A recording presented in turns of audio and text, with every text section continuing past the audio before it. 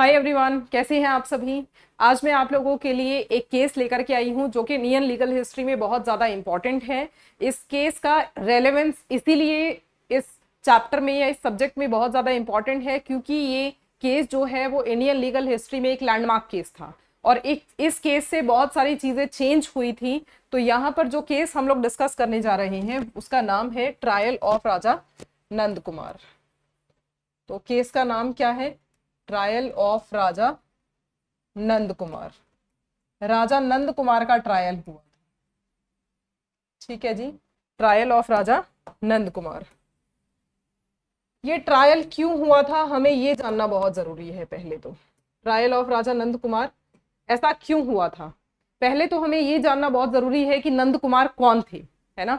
तो पहले हमें ये जानना है कि नंद कुमार कौन थे। तो आप लिखिए, Nand Kumar was influential Brahmin of Bengal। Influential Brahmin of Bengal. इन्होंने वॉरेन हेस्टिंग के ऊपर में चार्जेस लगाए थे। वॉरेन हेस्टिंग कौन थे? गवर्नर जनरल थे। तो आप यहां लिख लीजिए, मेरे साथ साथ में एक चार्ट आप ड्राफ्ट करेंगे। राजा नंद कुमार ने चार्जेस लगाए थे for corruption and bribery, for corruption and bribery के, यानी कि रिश्वत लेने के और भ्रष्टाचार के आरोप लगाए थे। किस पर?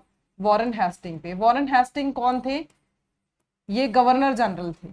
ठीक है जी, before supreme council, before supreme council, supreme council के सामने इन्होंने चार्जेस लगाए थे। ठीक है, सुप्रीम काउंसिल के सामने इन्होंने सभी चार्जेस लगाए थे।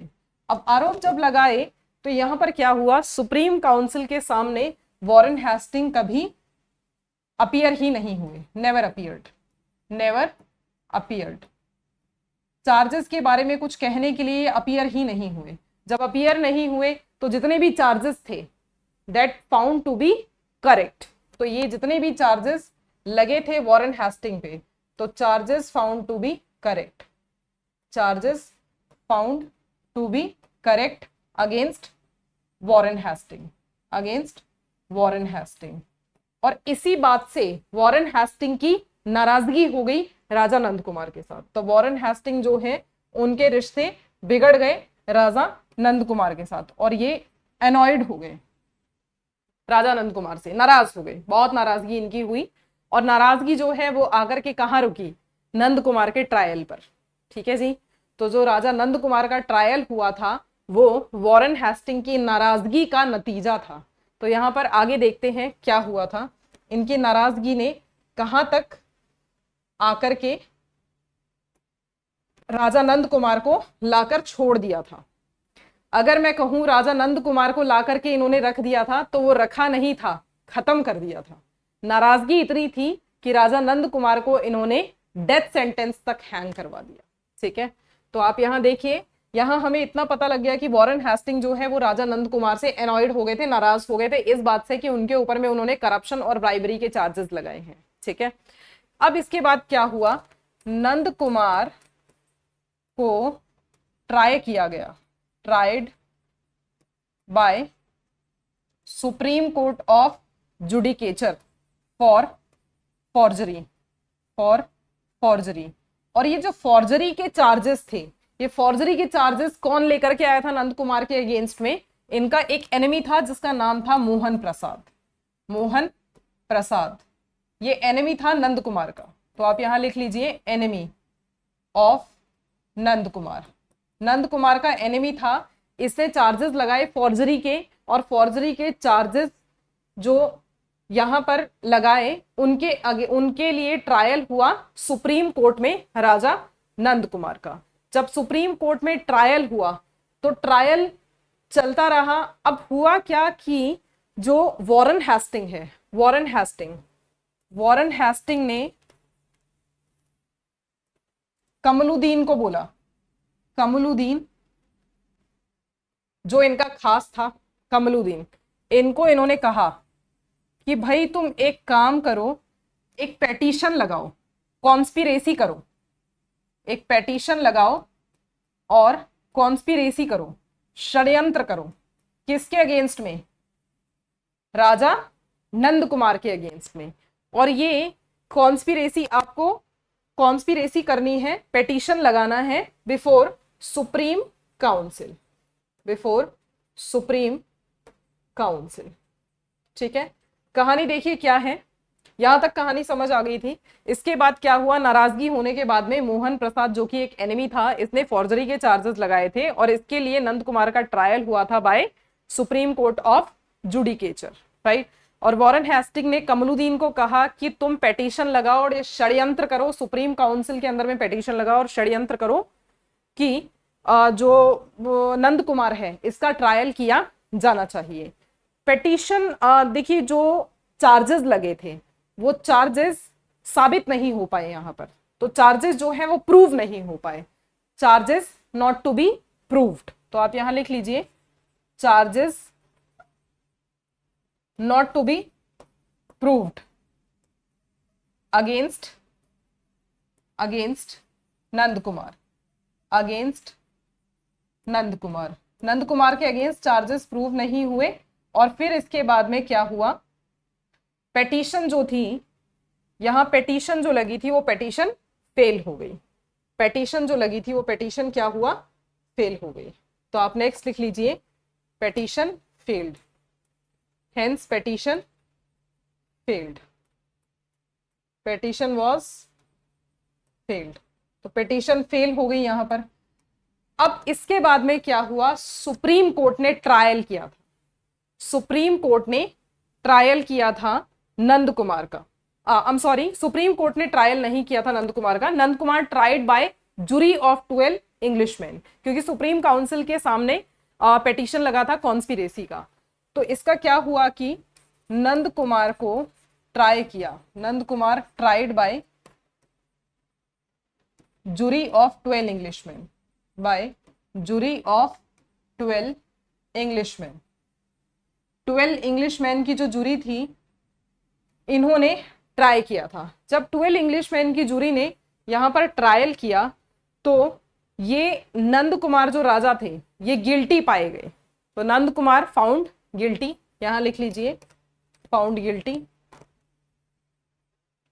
अब गिल्टी पाए गए तो सजा भी मिलेगी इनको। सजा क्या मिली, पनिशमेंट क्या मिला, sentence to death, sentence to death, सजाई मौत इनको मिल गया। अब ये सेंटेंस टू डेथ जो था वो डेथ सेंटेंस ड्यूली एग्जीक्यूट हुआ ऑन 5 अगस्त 1775 को। तो ये जो सेंटेंस टू डेथ था ये ड्यूली एग्जीक्यूट हुआ, ड्यूली एग्जीक्यूटेड, ड्यूली एग्जीक्यूटेड,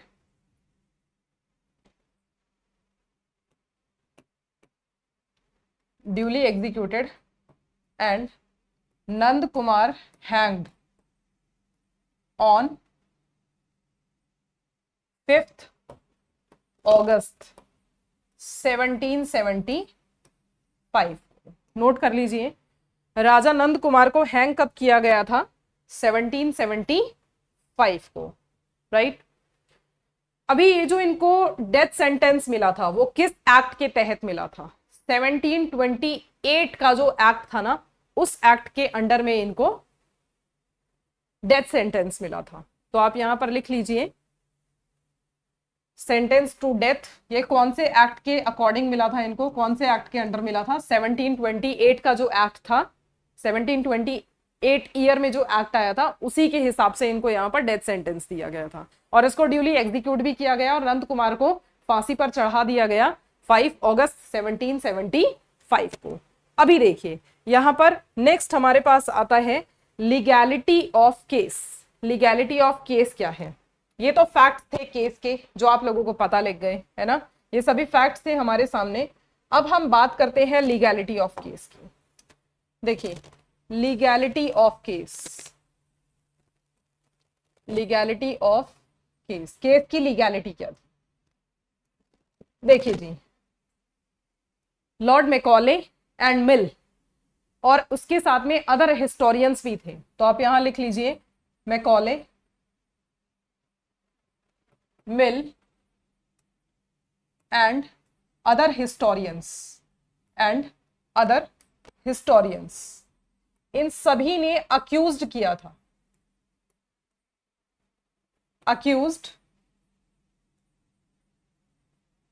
किसको अक्यूज किया था?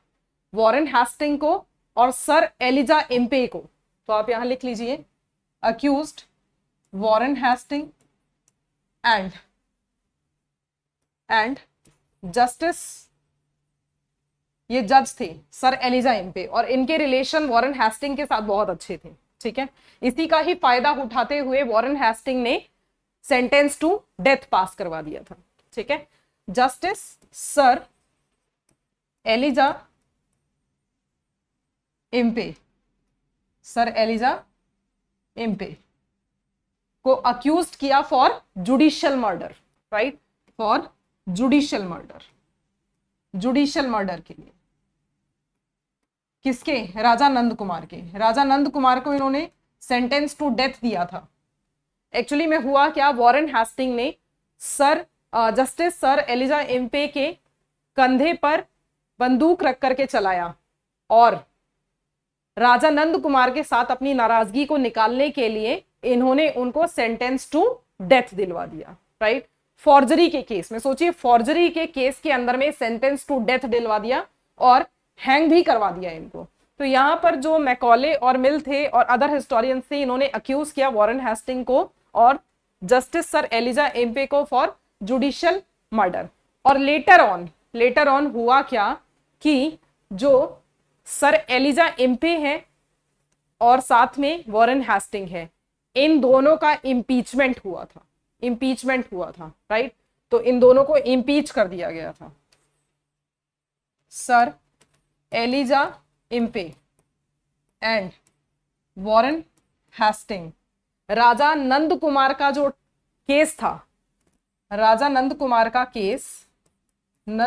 का जो केस था वो ग्राउंड बना था फॉर इम्पीचमेंट, और इम्पीचमेंट इन दोनों लोगों का हुआ था, एलिजा इम्पे जो कि जस्टिस थे और वॉरेन हेस्टिंग जो कि गवर्नर जनरल थे। आप नोट कर लीजिए, राइट। अभी देखिए, इम्पार्शियल डिसीजन होगा तो ऑब्वियसली लीगैलिटी जो है कोर्ट की या केस की, उस पर क्वेश्चन तो उठेगा, और जब क्वेश्चन उठा तो वो केस जो है नंद कुमार का केस, वो क्वेश्चन होने की वजह से यहां पर ग्राउंड बन गया इम्पीचमेंट का, राइट। इम्पीचमेंट मतलब अगर किसी भी ऑफिसर ने कोई क्राइम कमिट किया है तो उसके लिए इम्पीचमेंट का प्रोविजन आता है, राइट। सो यहां पर इन्होंने क्या किया था, जुडिशियल मर्डर किया था according to historians, Lord Macaulay, Mill और अदर हिस्टोरियंस के हिसाब से। और इसीलिए इनकी लीगैलिटी जो केस की थी वो क्वेश्चन हुई, और क्वेश्चन हुई तो ये केस ग्राउंड बन गया इन दोनों को इम्पीच करने के लिए, इन दोनों के इम्पीचमेंट के लिए, राइट। अब हम लोग बात करते हैं argument against legality of trial, argument against legality of trial. तो आप यहां हेडिंग डाल लीजिए, argument against legality of trial, argument against legality of trial.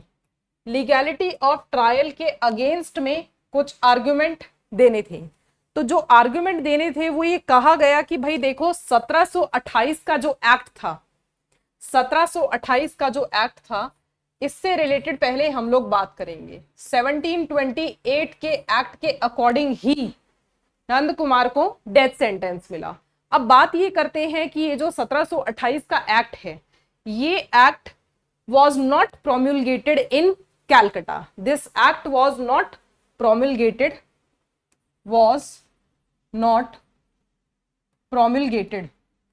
in Calcutta.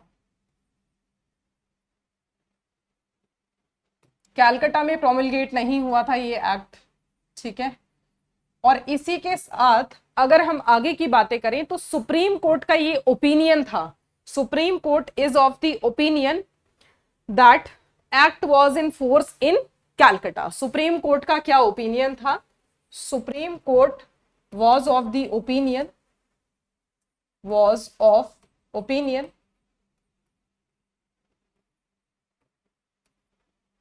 that act was in Calcutta. Act जो है वो कहां पर था? कैलकटा के अंदर में था ही था। Act was in Calcutta, act was in force in Calcutta, act was in force in Calcutta. ये सुप्रीम कोर्ट का ओपिनियन। ठीक है जी। तो हमें ये पता लगा कि इस एक्ट को प्रोमिलगेट नहीं किया गया था कैलकटा में, लेकिन सुप्रीम कोर्ट इस ओपिनियन पे था कि भाई ये जो एक्ट है वो इन फोर्स था in Calcutta. This act was in force in Calcutta. Now अब भी बात करें सेकंड कंटेंशन की, सेकंड आर्ग्यूमेंट की। This was first argument, this was first argument. Second argument की बात करें तो जो फॉर्जरी का ऑफेंस था, फॉर्जरी ऑफेंस की हम लोग बात कर रहे हैं। फॉर्जरी ऑफेंस, फॉर्जरी का जो ऑफेंस था वो ना ही तो पर्सनल लॉ में, ना ही पर्सनल लॉ में और ना ही किसी नेटिव लॉ में क्राइम माना गया था। ठीक है। वो भी ऐसा क्राइम जो प्रोवाइड करे डेथ सेंटेंस, ये तो बिल्कुल भी नहीं था। प्रोवाइड करे डेथ सेंटेंस, ऐसा तो क्राइम बिल्कुल भी पर्सनल लॉ के अंदर में और नेटिव लॉ के अंदर में माना ही नहीं गया था, फॉर्जरी का जो ऑफेंस था। ठीक है। तो offence was not a crime as per personal law nor native law जो प्रोवाइड करे डेथ सेंटेंस जैसा पनिशमेंट। आप नोट करते रहें साथ साथ में, मैं इसीलिए बोर्ड से बार बार हट रही हूं कि आप लोग नोट कर पाए। नेक्स्ट हमारा जो आर्ग्यूमेंट था, ऑफेंस जो कमिट हुआ था वो सुप्रीम कोर्ट के एस्टैब्लिशमेंट के बहुत पहले हुआ था। तो थर्ड जो आर्ग्यूमेंट है वो आपको क्या लिखना है? ऑफेंस जो कमिट हुआ था, offence committed long before the establishment of supreme court, long before the establishment of supreme court. Offence जो कमिट हुआ था वो सुप्रीम कोर्ट एस्टैब्लिश होने के बहुत पहले हुआ था, राइट। और ना देखिए, Nand Kumar not under jurisdiction of supreme court. Nand Kumar जो थे वो सुप्रीम कोर्ट की जुरिस्डिक्शन में आते ही नहीं थे। तो आप यहां लिख लीजिए, Nand Kumar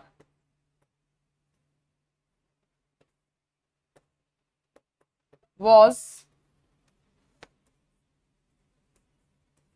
not under jurisdiction of supreme court. Nand Kumar supreme court की जुरिस्डिक्शन में आते ही नहीं थे, not under the jurisdiction of supreme court. और जो सूट लाया गया था वो सूट कौन लेकर के आया था? Suit brought by native. Suit कौन लेकर के आया था? नेटिव पर्सन लेकर के आया था। Suit brought by native, not Englishman.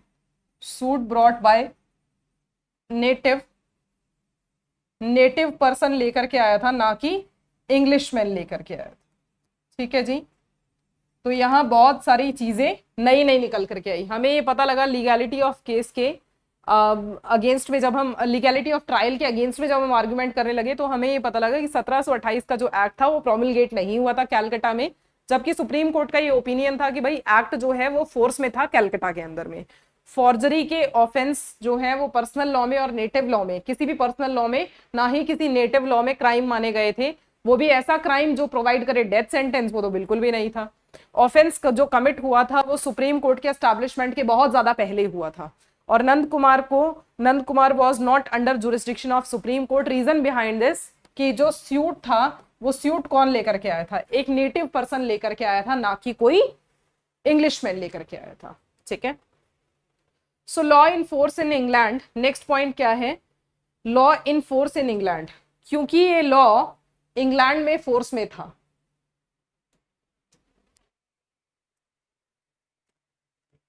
Law in force in England, ये इंग्लैंड में फोर्स में था, law in force in England, not in native,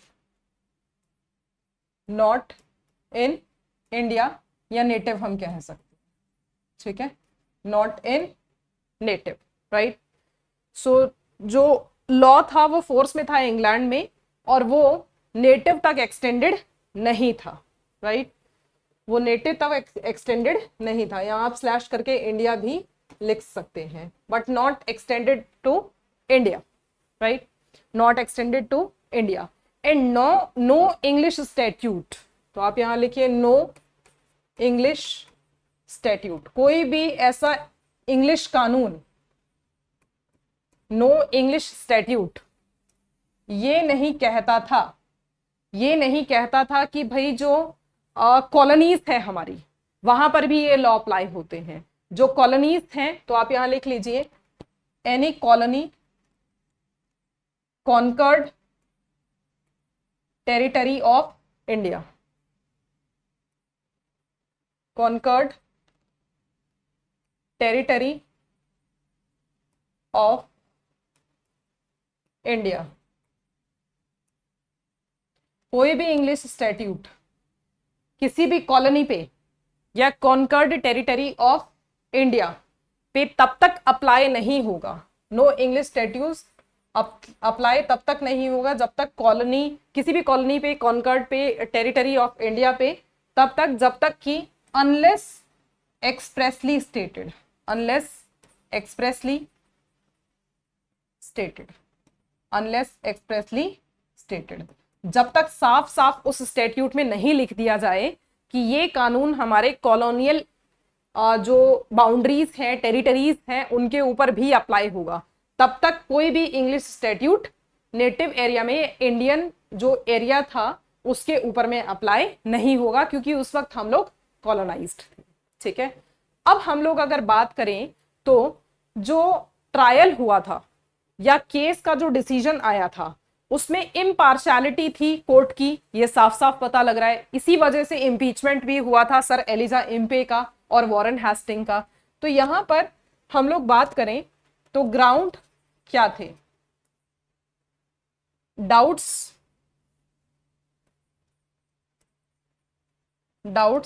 of impartiality of court, doubts of impartiality of court, court की impartiality को लेके doubt जो थे उसके कुछ ग्राउंड्स हम लोगों को डिस्कस करने हैं, उसके कुछ ग्राउंड्स हम लोगों को डिस्कस करने हैं, राइट। तो यहां पर ग्राउंड्स हम लोग डिस्कस करते हैं। ग्राउंड्स क्या क्या थे डाउट्स के, ग्राउंड्स डाउट के क्या क्या थे। देखिए ग्राउंड्स की अगर मैं बात करूं तो सबसे पहला जो पॉइंट है वो ये था कि जो डिफेंस के विटनेसेस थे, डिफेंस के विटनेसेस को सेवरल क्रॉस एग्जामिन किया जा रहा था। तो पहला ग्राउंड आपको लिखना है defence witnesses, defence witnesses,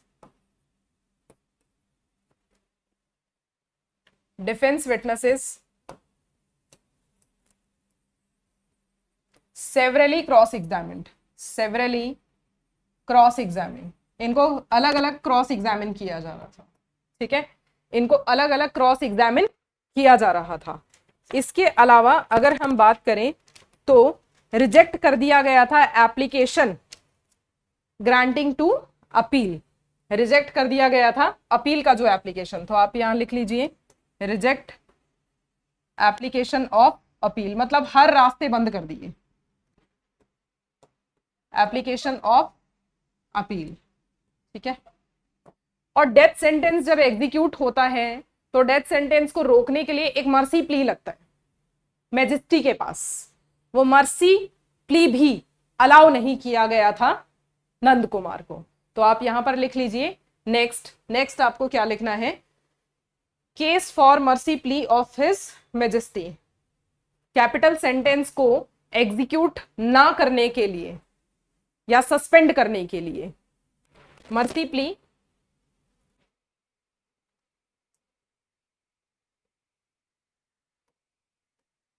next आप लोग लिख लीजिए, नेक्स्ट आपको लिखना है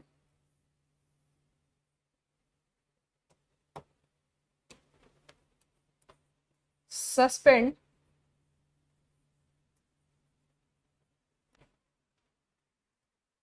execution, suspend execution of death sentence, suspend execution of death sentence, और उसमें मर्सी प्ली का ऑप्शन होता है, मर्सी टू मैजेस्टी। ये भी राइट इनको नहीं मिला था, राइट। सो यहां पर ये राइट भी प्रोवाइड नहीं किया गया कि केस को रिकमेंड किया जाए मर्सी के लिए मैजेस्टी के पास में, under the charter of court. तो under the charter of court suspend कर दिया गया था एग्जीक्यूशन ऑफ, सस्पेंड कर दिया जाता है एग्जीक्यूशन ऑफ डेथ सेंटेंस, क्योंकि केस रिकमेंड किया जाता है। केस को क्या करते हैं, रिकमेंड करते हैं, रिकमेंड करते हैं for mercy plea to majesty, ठीक है जी। और पावर टू रिप्राइव भी होती है। तो ये भी यहां पर under the charter of court ये सभी चीजें नहीं दी गई थी, मतलब अपील का जो एप्लीकेशन था वो रिजेक्ट कर दिया गया था, सारे रास्ते बंद कर दिए, सब हाथ काट दिए, और अंत में ये हुआ कि डेथ सेंटेंस के लिए हैंग कर दिया गया था नंद कुमार को। और ये क्यों हुआ, इनको हर एक राइट से इनको वंचित रखा गया था। तो नंद कुमार को क्या किया, अपील की एप्लीकेशन रिजेक्ट करवा दी इनकी, और इसके अलावा under the charter of court power to reprieve था, राइट, और सस्पेंड कर दिया गया एग्जीक्यूशन ऑफ डेथ सेंटेंस, जिसमें केस रिकमेंड किया जाता है mercy, for mercy plea to majesty. वो मना कर दिया गया कि एक बार हम मैजेस्टी के पास जाकर के केस को रखें और पूछें कि भाई देखो इसमें डेथ सेंटेंस दिया है, क्या ये डेथ सेंटेंस रोका जा सकता है या नहीं रोका जा सकता, क्या हम इसका एग्जीक्यूशन सस्पेंड कर सकते हैं। तो ये भी सारा का सारा जो राइट था वो सब इनसे छीन लिया गया था, और जो विटनेसेस थे इनके उनको सेवरली क्रॉस एग्जामिन किया गया ताकि उनको अलग अलग तरीके से ये डरा धमका सके और उनको कुछ और बता सके, ठीक है। सो ये सभी डाउट्स थे जो रेज करते थे इम्पार्शियलिटी ऑफ द कोर्ट। आप यहां एक और पॉइंट आप लिख सकते हैं, power to reprieve, power to reprieve, ठीक है जी, पावर टू रिप्राइव। नाउ अब हम लोग बात करें तो argument for legality of trial, argument for legality of trial. अभी आर्ग्यूमेंट अगेंस्ट थे फॉर लीगैलिटी ऑफ ट्रायल कि नंद कुमार के फेवर में थे, अब किसके फेवर में जा रहे हैं, argument for legality of trial, यानी कि जिसका इम्पीचमेंट हो रहा है उनके फेवर में जा रहा है। ऑब्वियसली सर एलिजा इम्पी जो है वो यहां पर बात करेंगे, तो आप हेडिंग डाल लीजिए argument, argument for legality of trial, argument for legality of trial. Argument for legality of trial की अगर हम लोग बात करें तो इसमें आर्ग्यूमेंट क्या थे, Sir Elijah Impey, sir Elijah Impey, इन पे क्योंकि एलिगेशन लगा था, चार्जेस लगे थे कि आपने जुडिशियल मर्डर किया है, तो इन्होंने in bar of House of Common कुछ बातें कही थी, in bar of House of Common, in bar of House of Commons, House of Common के सामने कुछ बातें कही थी। वो क्या बातें थी एक बार देखते हैं। हाउस ऑफ कॉमन के सामने इन्होंने कहा कि जो नेटिव इनहेबिटेंट्स हैं इंग्लिश टाउन कैलकटा के, नेटिव इनहेबिटेंट्स यानी कि जो इंडियन पीपल्स हैं कैलकटा के, इंग्लिश टाउन कैलकटा था उस समय क्योंकि ये प्रेसिडेंसी टाउन था, है ना, तो आप यहां लिख लीजिए native inhabitants, native inhabitants of English town Calcutta. English town Calcutta के जो नेटिव इनहेबिटेंट्स हैं वो इंग्लिश प्रॉपर्टी हैं और इंग्लिश टेरिटरी में रह रहे हैं। ठीक है, तो वो क्या कर रहे हैं, इंग्लिश प्रॉपर्टी में है और इंग्लिश टेरिटरी के अंदर में रह रहे हैं। राइट, इंग्लिश टेरिटरी के अंदर में रह रहे हैं। क्योंकि ये ऐसा कर रहे हैं तो बहुत लंबे समय से ये इंग्लिश मैन से गवर्न हो रहे हैं और इंग्लिश लॉ से गवर्न किए जा रहे हैं। Right, so for long period ये रह रहे हैं और गवर्न किए जा रहे हैं, governed by English man and English law, governed by English man and English law. और ऐसा हो रहा है तो ये अपने आप को प्रोटेक्टेड फील कर रहे हैं और ये जो प्रोटेक्शन ये लोग चूज कर रहे हैं ये वॉलंटरली चूज कर रहे हैं। राइट, इंग्लिश ट्राइब्यूनल के सब्जेक्ट में भी ये लोग हैं, इंग्लिश मैन से गवर्न किए जा रहे हैं, इंग्लिश लॉ से गवर्न किए जा रहे हैं and subject to English tribunal. और जो भी डिसीजंस होते हैं, जो भी केस जाता है वो इंग्लिश ट्राइब्यूनल के पास यानी इंग्लिश कोर्ट के पास में जाता है and subject to English tribunal. और ये सभी इन्होंने वॉलंटरली चॉइस से किया है, अपनी खुद की मर्जी से किया है। तो ये कैसे चूज किया है, इन्होंने वॉलंटरली चूज किया है, वॉलंटरली चॉइस से ऐसा इन्होंने किया है। आप लोग नोट करते रहेंगे साथ साथ में, वॉलंटरली चॉइस से इन्होंने ऐसा किया है कि ये यहाँ पर रहेंगे और अपने आप को प्रोटेक्ट करेंगे। वॉलंटरली चॉइस से इन्होंने यहाँ पर रहना चूज किया है एंड प्रोटेक्शन, ये खुद को प्रोटेक्टेड फील कर रहे हैं तो ही ये लोग यहाँ पर रह रहे हैं। अपनी प्रोटेक्शन के लिए और रहने के लिए इन्होंने ऐसा खुद वॉलंटरली चूज किया है, किसी ने कोई दबाव इनके ऊपर नहीं डाला। और इसी कैपेसिटी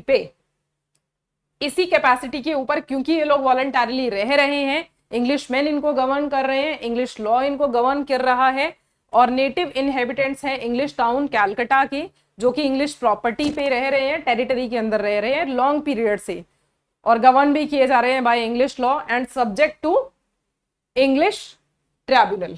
राइट, वॉलंटरली चॉइस से रह भी रहे हैं और प्रोटेक्शन भी फील कर रहे हैं। दिस वॉज द रीजन कि जो नंद कुमार था उसको पेनल्टी सफर करनी पड़ी। राइट, तो आप यहां लिख लीजिए, यहां आप लिख लीजिए this was the reason, this was the reason that was the reason that Nand Kumar faced penalty. That was the reason, अब ये सभी जो लिखा है ऊपर ये रीजन है that Nand Kumar suffered penalty of loss, penalty of loss। इनका कहना ये है अपना पल्ला झाड़ने के लिए कि ये लंबे समय से यहाँ रह रहे हैं, इंग्लिश मैन इनको गवर्न कर रहे हैं, इंग्लिश ट्राइब्यूनल में सारे केसेस आते हैं यहाँ पर। तो जब सब कुछ इंग्लिश लॉ के थ्रू ही हो रहा है तो इंग्लिश लॉ की जो पेनल्टीज हैं उनसे भी सफर करवाया जाएगा अगर ऐसा कुछ हुआ तो, क्योंकि लंबे समय से ये लोग इंग्लिश टाउन कैलकटा के अंदर में रह रहे हैं और ये अपनी मर्जी से यहाँ रह रहे हैं और प्रोटेक्शन के लिए रह रहे हैं। हमने इनको कोई जोर जबरदस्ती नहीं की है। दैट वाज द रीजन कि ये सफर कर, नंद कुमार ने सफर किया पेनल्टी ऑफ लॉस। तो ये थे सभी के सभी आर्ग्यूमेंट जो कि सर एलिजा इम्पे ने दिए थे, आप लोग नोट कर लेंगे। Argument for legality of trial, right, argument for legality of trial. Charter 1753 ने कभी भी मेंशन नहीं किया that natives were not to be tried under English law. और इसके बाद में एक चार्टर और आया था 1753 का, तो आप यहां लिख लीजिए चार्टर 1753।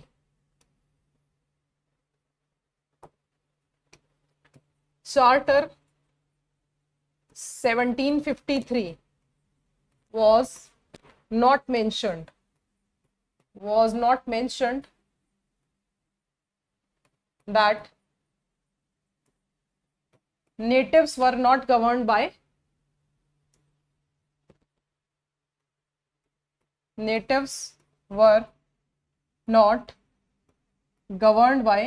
English law. अभी आप बताइए कि not governed bye English law, अभी सोचिए गवर्न ही हमें इंग्लैंड कर रहा है, तो इंग्लिश लॉ के जितने भी नियम कायदे कानून है वो सब यहां पर अप्लाई होंगे। और इस बात को साफ कर दिया 1753 के चार्टर ने, उसने भी कभी ये मेंशन नहीं किया कि नेटिव्स को यानी कि इंडियंस को इंग्लिश लॉ जो है वो गवर्न नहीं करेगा, साइलेंट था उस पे। That means English law govern कर सकता है नेटिव्स को भी, इन अनदर वर्ड्स ये कह सकते हैं हम लोग, ठीक है। तो आप ये सोचिए पल्ला झाड़ने के लिए इन्होंने इतना कुछ कह दिया और लूप होल्स निकाल लिए, है ना। तो अंत में अगर हम लोग कंक्लूजन की बात करें तो कंक्लूजन में हम लोग क्या लिख सकते हैं कि नंद कुमार का जो केस था इसमें फाइनली क्या डिसाइड हुआ। कंक्लूजन में हम लोग ये कह सकते हैं कि नंद कुमार का जो केस है, नंद कुमार केस से हमें ये पता लगता है कि जितने भी इंग्लिश लॉ हैं वो सभी के सभी इंग्लिश लॉ एप्लीकेबल होंगे प्रेसिडेंसी टाउन ऑफ कैलकाटा पे, राइट। इंग्लिश लॉ जितने भी हैं वो सभी अप्लाई होंगे, इंग्लिश लॉ अप्लाई होंगे कहां पर, प्रेसिडेंसी टाउन ऑफ कैलकाटा पे, प्रेसिडेंसी टाउन ऑफ कैलकाटा पे, प्रेसिडेंसी टाउन ऑफ कैलकाटा पे। और ऐसा 1728 का जो एक्ट था, इससे जो इसके अकॉर्डिंग हमने नंद कुमार को जो डेथ सेंटेंस का पनिशमेंट इस केस में देखा, फैक्ट ऑफ द केस में, वो डेथ सेंटेंस का जो पनिशमेंट था वो 1728 का जो एक्ट था उसके अकॉर्डिंग मिला था। तो 1728 का जो एक्ट था उस एक्ट के अकॉर्डिंग इंग्लिश लॉ इंट्रोड्यूस किया गया, और 1753 का एक्ट भी साइलेंट था इस बारे में कि इंग्लिश लॉ अप्लाई नहीं हो सकता है या हो सकता है, ऐसा कुछ मेंशन नहीं किया गया था। तो ये इमर्ज किया गया इस केस से कि नंद कुमार का केस जो है उसमें ये फाइनली डिसाइड हुआ, it was held that English law would be apply या applicable to presidency town of Calcutta. और ये कब कब डिसाइड हुआ था, कब कब हमने देखा, 1728 का जो केस था, 1728 का जो एक्ट था, और 1753 का जो केस था, जो ईयर था, इन दोनों ईयर के जो एक्ट थे, इन एक्ट के अकॉर्डिंग हमने ये कंक्लूड किया और नंद कुमार के केस से फाइनली डिसाइड हुआ कि इंग्लिश लॉ एप्लीकेबल होगा प्रेसिडेंसी टाउन ऑफ कैलकाटा के ऊपर में। तो ये था राजा नंद कुमार का केस, जिसमें हम लोगों को ये पता लगा कि राजा नंद कुमार और वॉरेन हेस्टिंग के बीच में आपसी विवाद था, और इसके चलते क्योंकि नंद कुमार ने चार्जेस लगाए थे और वॉरेन हेस्टिंग उससे नाराज हुए थे, और उनकी नाराजगी जो है वो नंद कुमार को डेथ सेंटेंस तक ले गई थी। आर्ग्यूमेंट्स हुए नंद कुमार के फेवर के लिए भी, और जो जस्टिस सर एलिजा एम्पे थे जिन्होंने इनको डेथ सेंटेंस सुनाया था, उनके तरफ से भी आर्गुमेंट यहाँ पर देखे गए, और अंत में ये कंक्लूड किया गया कि इंग्लिश लॉ एप्लीकेबल होगा इन प्रेसिडेंसी टाउन्स ऑफ कैलकाटा में। ऐसा 1728 के एक्ट से हमें पता लगा और 1753 के एक्ट से हमें पता लगा, राइट। सो होपफुली नंद कुमार का जो केस है वो आपको समझ आया होगा, राजा नंद कुमार का केस क्लियर हुआ होगा। एग्जाम में आता है तो ये मेरी अश्योरेंस है कि आप लोग कुछ भी स्किप नहीं करेंगे और पूरा का पूरा पॉइंट जो है वो यहाँ पर प्रेजेंट कर देंगे अपने आंसर के अंदर में, और डेफिनेटली आपको स्कोर भी अच्छा मिलेगा। सो अगर वीडियो यूजफुल लगा हो तो वीडियो को लाइक जरूर करिएगा, और हाँ, शेयर करना ना भूलें अपने दोस्तों के साथ में, ताकि उन लोगों की भी कुछ मदद हो जाए। एग्जाम जो है वो बहुत नजदीक है, आप लोगों के एग्जाम ऑलरेडी चल रहे हैं, तो मेरी तरफ से आप लोगों को बेस्ट ऑफ लक, और आप लोग एग्जाम की प्रिपरेशन अच्छे से करिए। उम्मीद है ये वीडियो आप लोगों के लिए यूजफुल रहे। Thank you so much. मिलेंगे एक नई वीडियो के साथ नेक्स्ट क्लास में, तब तक के लिए bye bye, take care, keep studying.